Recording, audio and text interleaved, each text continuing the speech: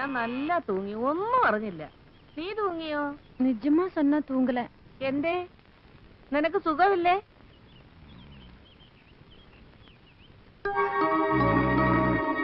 ആരാത്? ആരാ കിടക്കുന്നേ?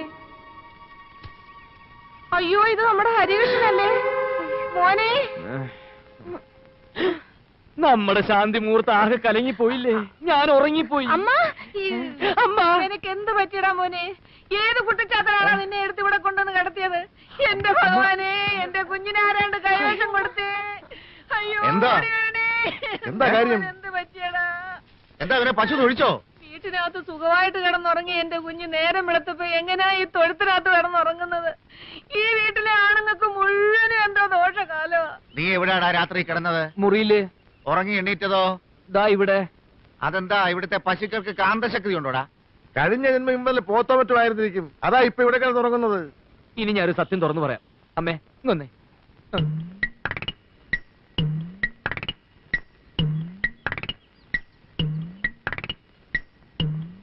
എന്റെ ദൈവമേ, ഞാൻ എന്താ ഈ കേക്കുന്നത്? എങ്ങനെ ഇതിനുള്ളിൽ കേറുക? ഇതെന്താ ഇത്? ഓ,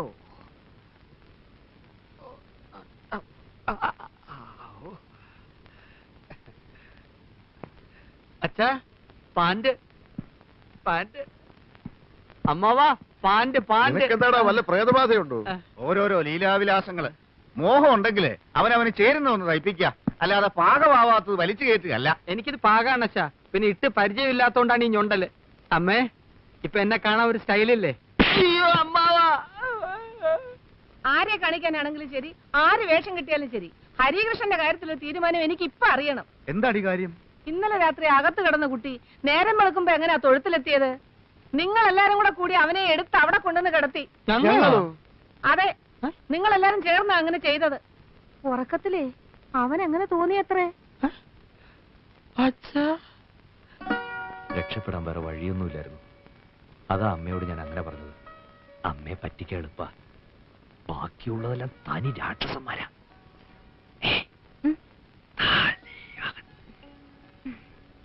ഞാൻ മധുരയ്ക്കൊരു ട്രാൻസ്ഫറിന് ശ്രമിക്കുന്നുണ്ട്. അത് ശരിയാവുന്നതോടെ ഇവിടുത്തെ ജോലിയും രാജിവെച്ച് നമ്മൾ മധുരയ്ക്ക് പോകും. പിന്നെ 2 or 4 കുഴന്തകൾ പറഞ്ഞ ശേഷമേ ഇവിടെ വിവരം അറിയൂ. ഈ രാക്ഷസന്മാരെ ശരിക്കും അറിയാവുന്നതുകൊണ്ടാണ് ഞാനിവിടെ ഇങ്ങനെ ശ്വാസം മുട്ടുന്നത്. ഒന്നും തോന്നരുത്. ഇല്ല. നിനക്കിപ്പോ മലയാളം പറഞ്ഞ ഒരുവിധം മനസ്സിലാവുന്നില്ലേ? ഇന്നലെ എന്താ വരാഞ്ഞത്? ഞാൻ കഥവ് തുറന്നപ്പോ വെളിയിൽ നിറയെ ഗൂർക്കകൾ. കൂർക്കകളോ? ഉങ്ക അച്ഛനും വന്നോ? ഇതെന്താ വളയൽ? അച്ഛൻ തന്നാ? ഇല്ലല്ലേ, നേത്ത് രാത്രി ജയകൃഷ്ണനും തന്നതാ.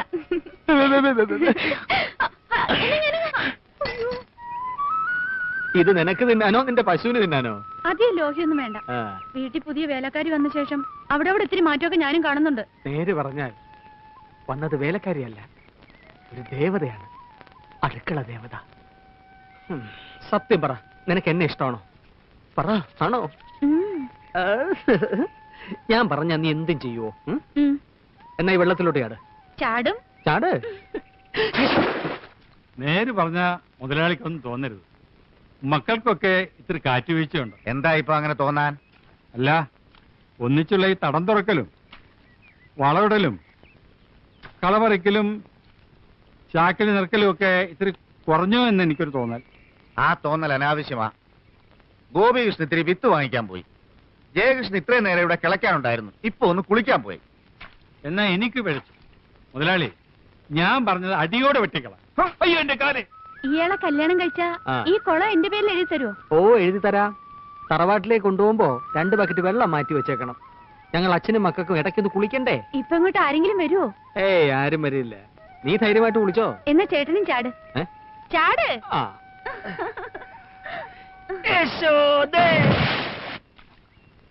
ഇനിയൊരു കുളിയാവാ. ഇന്നെന്താ ഇത്ര നേരത്തെ? വയ്യ, ഒരു ഉഷാറില്ല. ഒപ്പം മക്കളുണ്ടെങ്കിലേ വെട്ടാനും കിളയ്ക്കാനും ഒക്കെ ഒരു സുഖമുള്ളൂ. അതാണ് നല്ലത്. മനസ്സറിഞ്ഞൊന്ന് കുളിച്ചാൽ ഒരു ഉഷാറ് വരും. 40, 41, 42, 43, 44, 45. 45 ആയുള്ളൂ. ഇത് ഞാൻ പൊട്ടിച്ചേരാം. എന്നാ മുങ്ങ. അത്രക്ക് ചങ്കുറപ്പുണ്ടെങ്കിൽ നിന്നെ ഞാൻ കെട്ടിയിരിക്കും. വെറുമാക്ക് പറയരുതേ. വെറും വാക്കല്ല ജയകൃഷ്ണന്റെ വാക്ക്. എന്നേക്കാൾ കൂടുതൽ നേരം നീ വെള്ളത്തിൽ മുങ്ങിക്കിടന്നാൽ നിന്നെ വെള്ളത്തിൽ വെച്ച് കിട്ടും. എന്നാൽ എണ്ണിക്കോ. കെട്ടിയില്ലേ അപ്പോൾ കാണാം. കാണാം. 1 2 3 4 5 6 7 8 9 സുഖമായിട്ടൊന്ന് മുങ്ങി കുളിച്ചാൽ ക്ഷീണമൊന്ന് മാറും. അയ്യാ.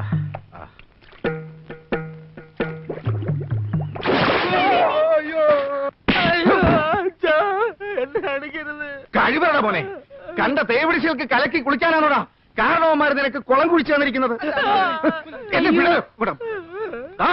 സർവനാശം വരുത്താൻ ഓരോരോ സന്തതികള് എന്റെ കയ്യിലോട്ടാടി വെള്ളത്തിൽ നിന്ന് അവള് പൊന്തി വന്നത്. കുടുംബമാഹാത്മ്യം പറഞ്ഞ് കുട്ടികൾക്ക് പാളത്തൊപ്പിയും കൊടുത്ത് പറമ്പിൽ കുഴികുത്താൻ വിടുമ്പോ ആലോചിക്കണം. ഇങ്ങനെ കുളത്തിലും കിണറ്റിലും ഒക്കെ ഓരോന്നോരോന്ന് പൊന്തും. ആ യശോദ അല്ലെങ്കിൽ ഇത്തിരി അധിപ്രസംഗം അച്ചമ്പി. മുതലാളിയെ കണ്ടപ്പോ മുങ്ങിയതാ. ഇത്രയേരോടെ കഴിഞ്ഞെങ്കിൽ ചത്തേനെ. എന്നാ ഞാൻ ഒരു സത്യം തുറന്നു പറയാച്ച, അവര് തമ്മിൽ സ്നേഹത്തില. അറിഞ്ഞു കഴിഞ്ഞ സ്ഥിതിക്ക് ഇനി കല്യാണം കഴിപ്പിക്കുന്നതല്ല അന്തസ്. ആഹാ, അത് നിനക്ക് നേരത്തെ അറിയാമായിരുന്നു? ഏകദേശം അറിയായിരുന്നു. ഈ കുടുംബം കലക്കാൻ ഒരുത്തൻ ശ്രമിക്കുമ്പോ നീ അതിന് കൂട്ടുനിൽക്കുക? വെട്ടിക്കൊല്ലണ്ടടാ അവനെ അവളെ. അല്ലെങ്കിൽ ഞാൻ കൊല്ലും. ജയിലെങ്കിൽ ജയില്. എന്നാലും മാനം വിറ്റൊരു ജീവിതത്തിന് ഞാൻ വഴങ്ങില്ല. ഇറങ്ങി വാടാ, ഇറങ്ങി വരാ. നിനക്ക് പണ്ടാരത്തിനെ കെട്ടണോടാ? എനിക്ക് അവളെ വേണ്ട, അവളെ വേണ്ട. എന്താ പിന്നെ നാട്ടിക്കരുത്. 3 പേരോടും കൂടെ പറയുന്നത്, മനസ്സിലായോ?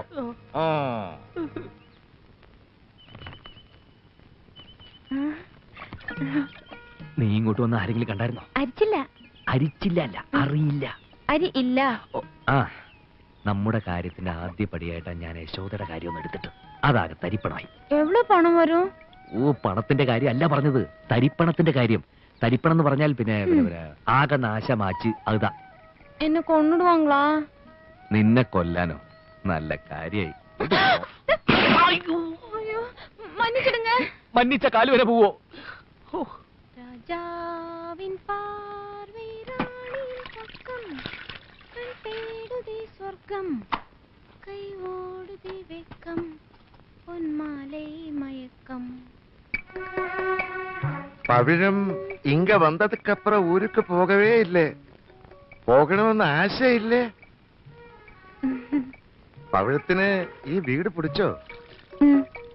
ഈ ഞാനെപ്പടി എന്നെ പിടിച്ചാച്ചോ? ചൊല്ല്. நீங்க ரொம்ப நல்லவரு.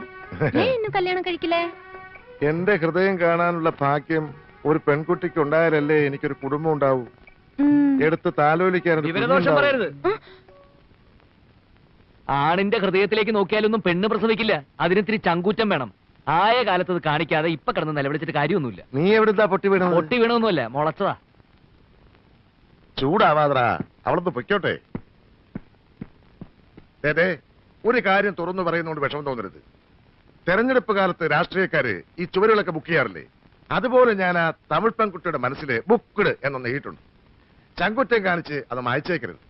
എനിക്ക് സഹിക്കില്ല. നീ ഒന്നും പറയണ്ട. അവള് നല്ലൊരു തമിഴ് കുട്ടിയാ. അവളൊന്നും വന്ന് ഈ മുറിക്കകത്തേക്ക് കയറേ വേണ്ടു. ആകെ ഒരു പ്രകാശ. കണ്ടില്ലേ എന്തൊരു പ്രകാശ. ഓടാ. നീ കുറച്ചു ദിവസം പൊള്ളാച്ചി പോയി നിൽക്ക്. ഒരു ടൂർ ഉണ്ടെന്നും പറഞ്ഞ് ഞാനും ഒപ്പം വരാം. നിന്റെ അണ്ണനാണെന്നും പറഞ്ഞ് നിന്നെ ഇവിടെ നിന്ന് പുറത്തിറക്കാൻ ഞാൻ ഒരാളെ ഏർപ്പാട് ചെയ്തിട്ടുണ്ട്. അവൻ വരും. നീ അവന്റെ ഒപ്പം ഇറങ്ങി തന്നാ മതി. പുറകിൽ ഞാനും ഉണ്ടാവും. ഭയപ്പെടാനൊന്നുമില്ല. അവനാള് കുഴപ്പക്കാരനല്ല. നിന്റെ അച്ഛനെങ്ങാനും നമ്മളെ തിരക്കി ഇവിടെ വരുന്നതിലും നല്ലത് ഒന്ന് അവിടം വരെ പോകുന്നതല്ലേ. കുട്ടന്നായർ എഴുതി വരുത്തിക്കാന്ന് വെച്ചാ ഇനി ഒന്നും പെട്ടെന്ന് നടക്കില്ല. പരമശിവമാമ വരുത്, ഒളിഞ്ഞിക്കോ. കുഞ്ഞകത്തു വല്ല പണിയെടുത്തോളൂ. ഇത് ഞാൻ തൊഴുത്തി കൊണ്ടുവന്നിടാം.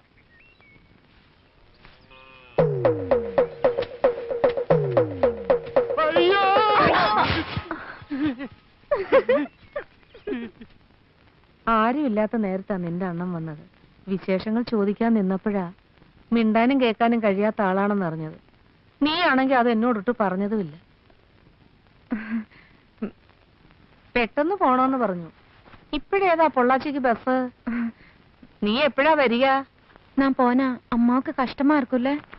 അത് സാരമില്ല, നിനക്ക് പോണ്ടേ? പൊയ്ക്കോ, അണ്ണം വന്നതല്ലേ. നിന്റെ വീട്ടിൽ എന്തെങ്കിലും വിശേഷം കാണും.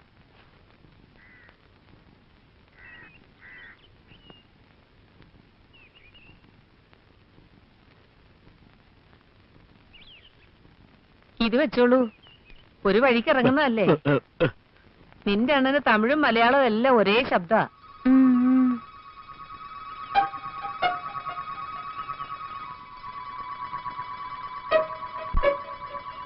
നിന്റെ മുഖം കണ്ടിട്ട് നിനക്കവിടെ ഇഷ്ടമില്ലാത്ത കല്യാണം ആലോചിച്ച പോലെ ഉണ്ടല്ലോ പെണ്ണെ. ധൈര്യമായിട്ട് പോയിട്ട് വാ.